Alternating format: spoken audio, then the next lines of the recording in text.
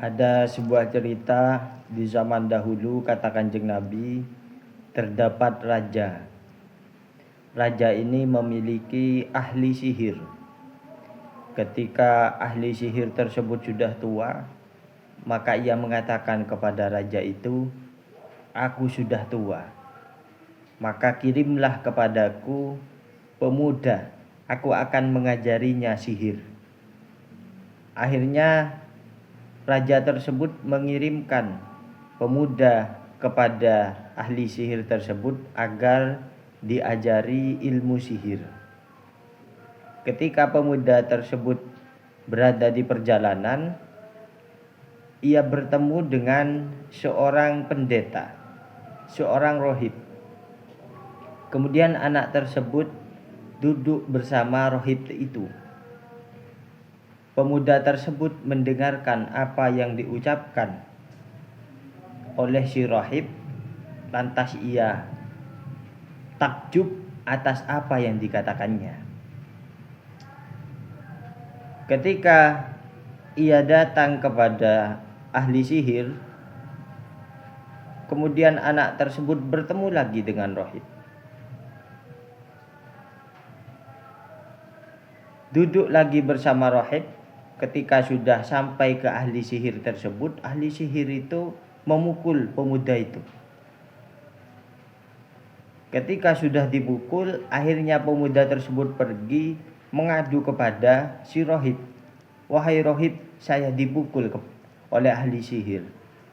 "Maka katakanlah," kata rohib, "ketika kamu takut kepada ahli sihir, katakanlah bahwa aku dicegah oleh keluargaku untuk menemuimu. Ketika kamu takut kepada keluargamu, katakanlah kepada ahli sihir, aku dicegah oleh ahli sihir untuk menemui kalian." Di suatu hari, pemuda itu saat di perjalanan, ada sebuah tunggangan yang besar menghalangi jalannya masyarakat. Jalan masyarakat buntu karena ada kendaraan besar itu yang menghalangi.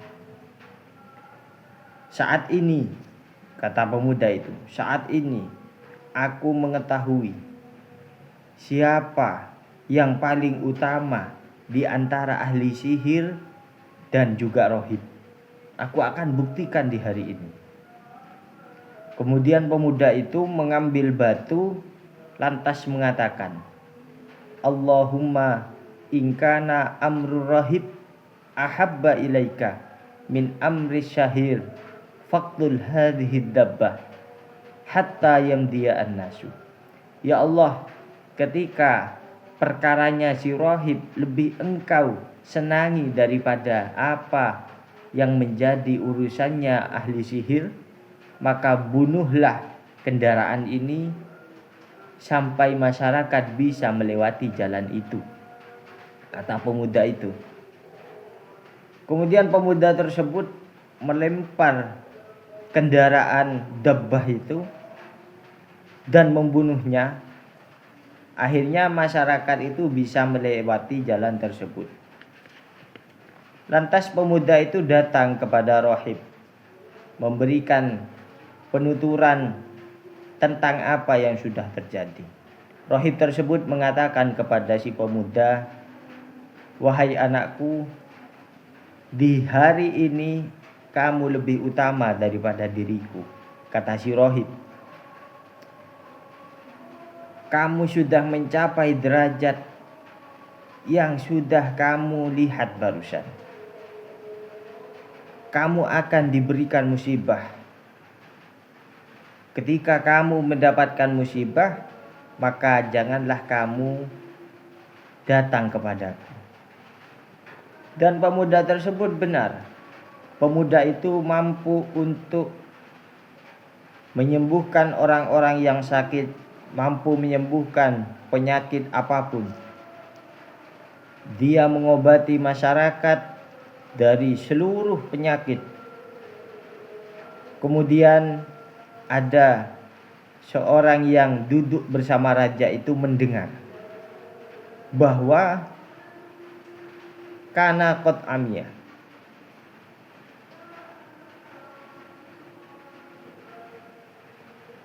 Beliau sedang buta.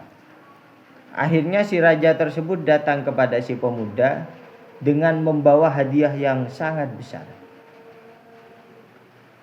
Kata si raja tersebut mengatakan ketika dia sudah buta, "Aku membawa banyak hadiah untukmu. Aku kumpulkan hadiah ini, apabila kamu bisa menyembuhkan diriku, akan kuberikan kepadamu," kata si raja. Kemudian si pemuda tersebut mengatakan, "Aku tidak bisa menyembuhkan. Yang bisa menyembuhkan itu hanyalah Allah Subhanahu wa ta'ala," kata si pemuda. "Apabila kamu beriman kepada Allah, maka aku akan mendoakan kepada Allah agar dirimu disembuhkan oleh Allah." Kemudian si raja tersebut beriman kepada Allah. Allah menyembuhkan penyakitnya. Kemudian si raja tersebut datang, fa'ata al-malik fajalasa ilaihi. Si raja tersebut datang kepada si pemuda sebagaimana ia duduk bagaikan seorang raja. Kemudian mengatakan,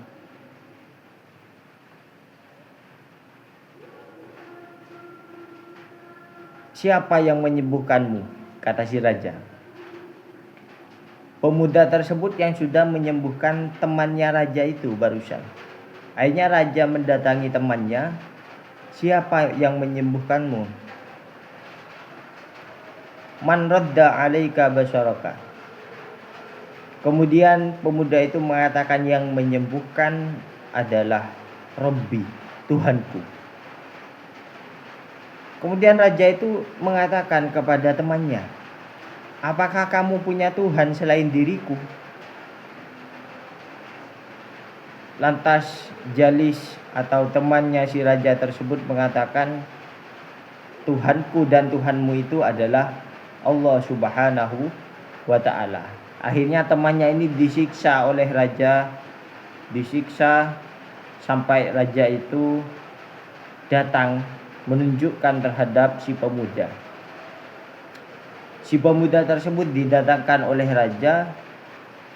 Kemudian raja mengatakan kepada si pemuda itu, "Wahai anak kecil, sudah sampai sihirmu. Sihirmu sudah bisa menyembuhkan terhadap orang yang buta.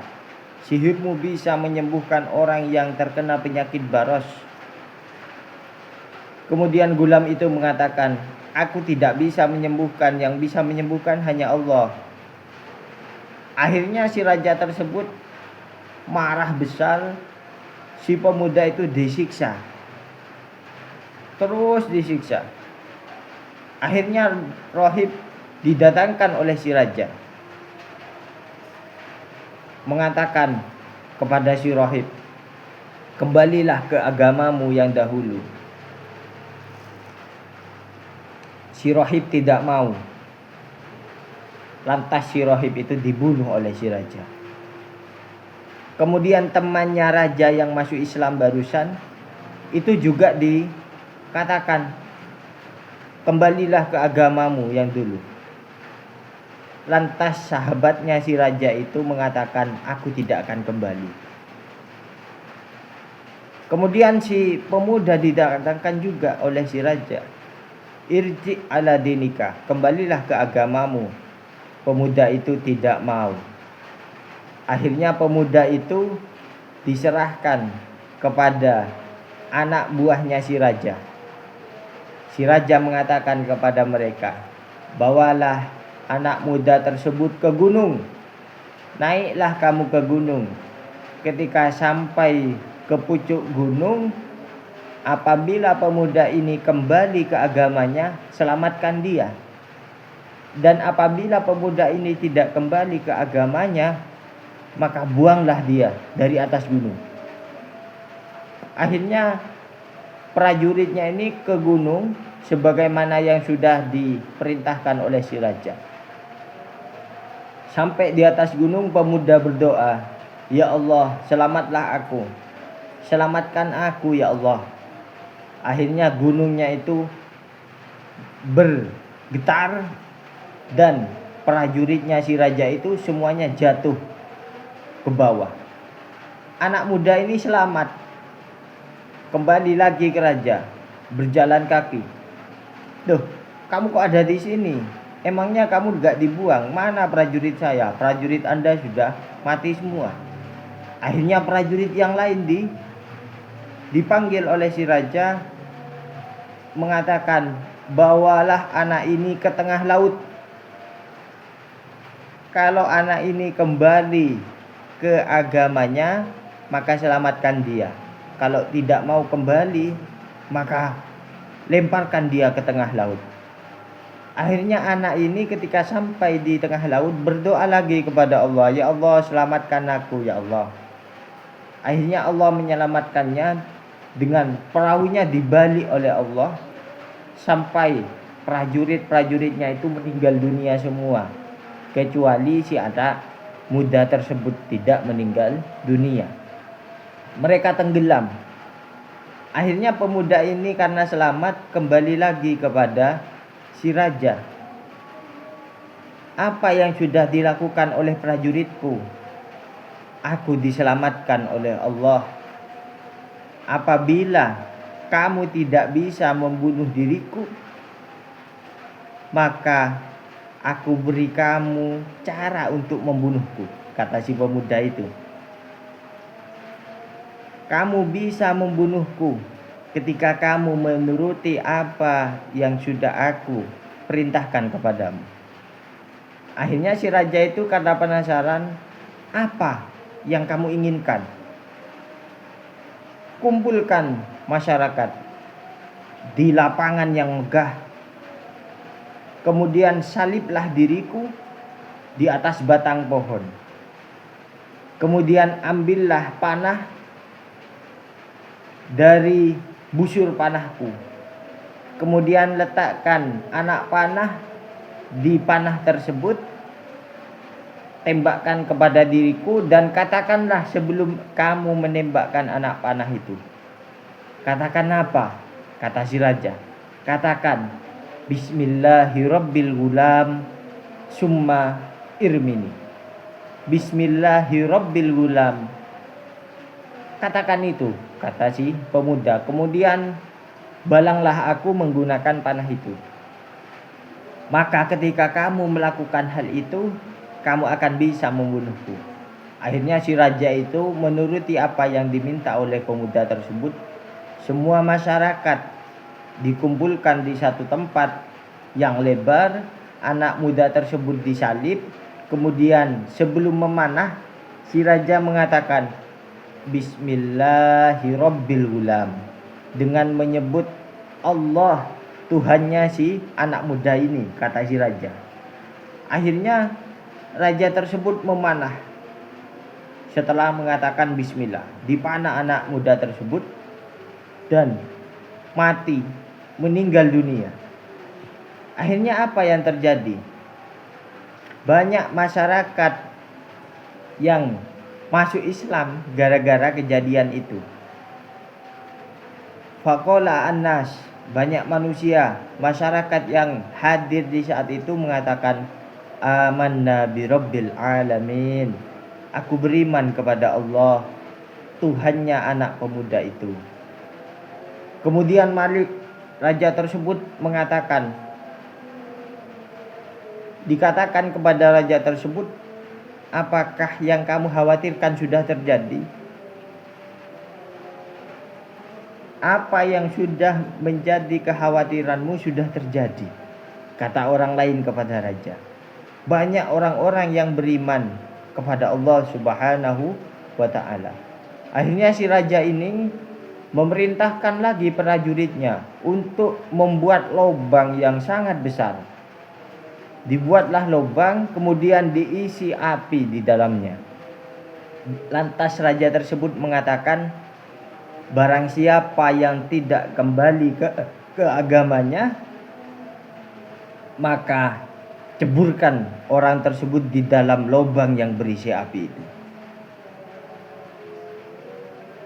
Sampai pada giliran masyarakat satu persatu yang gak kembali diceburkan ke dalam itu. Diceburkan, ada yang gak kembali, ada yang kembali. Sampai pada giliran seorang wanita, dan seorang wanita tersebut menggendong anak kecil. Lantas ketika wanita tersebut diperintahkan untuk masuk ke dalam jurang itu, wanita itu tidak langsung masuk. Dia masih menunda-nunda. Dia masih ragu di dalam hatinya. Kemudian anak kecil tersebut mengatakan kepada si perempuan itu, "Ya ummah, isbiri fa innaka 'alal haq." Wahai ibuku, bersabarlah karena engkau di dalam kebenaran.